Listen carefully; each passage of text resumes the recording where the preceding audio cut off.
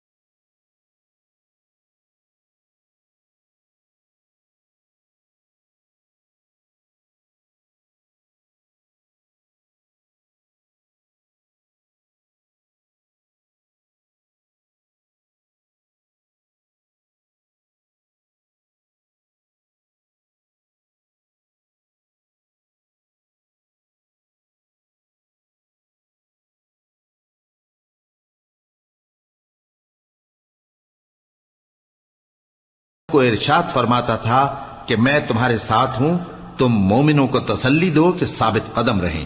میں ابھی کافروں کے دلوں میں روب و ہیبت ڈالے دیتا ہوں، سو ان کی گردنیں اڑا دو اور ان کی پور پور توڑ دو۔ یہ سزا اس لیے دی گئی کہ انہوں نے اللہ اور اس کے رسول کی مخالفت کی، اور جو شخص اللہ اور اس کے رسول کی مخالفت کرتا ہے تو اللہ بھی سخت عذاب دینے والا ہے۔ یہ مزہ تو یہاں چکھو اور یہ سمجھ لو کہ کافروں کے لیے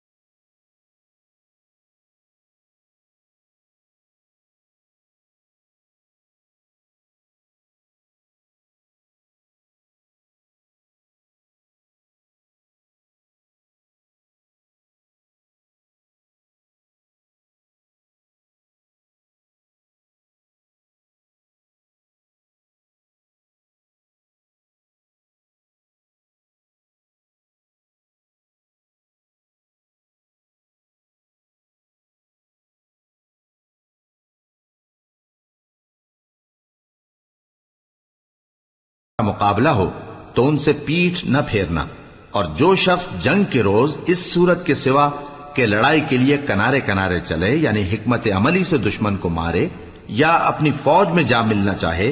ان سے پیٹھ پھیرے گا تو سمجھو کہ وہ اللہ کے غضب میں گرفتار ہو گیا، اور اس کا ٹھکانہ دوزخ ہے، اور وہ بہت ہی بری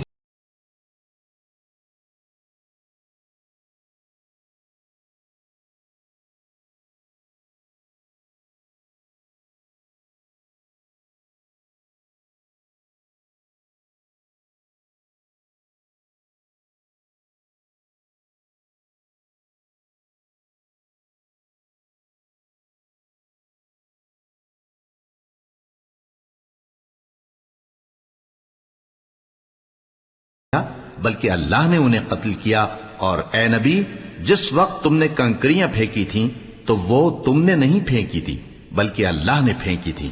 اس سے غرض یہ تھی کہ مومنوں کو اپنے احسانوں سے اچھی طرح آزما لے۔